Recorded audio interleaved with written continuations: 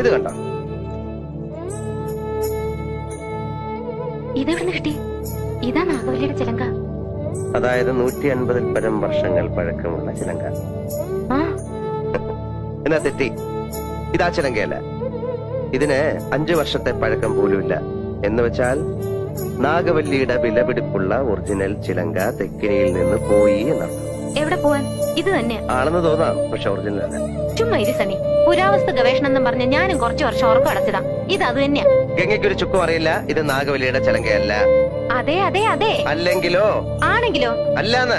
അതെന്ന് എന്നാര് പറഞ്ഞു? ഞാൻ പറയുന്നു. ഞാൻ ഇതൊക്കെ കുറെ പഠിച്ചിട്ട് തന്നെ. അങ്ങേപ്പുറത്ത് പോയി പഠിച്ചിട്ടാ ഞാൻ പറയുന്നത് ഇത് നാഗവല്ലിയുടെ ചിലങ്കയല്ല. ചുമ്മാ കിടന്ന് തർക്കിക്കാതെ സണി. ആരാ തർക്കിച്ച്? ഞാനാണോ? പിന്നെ ഞാനാണോ?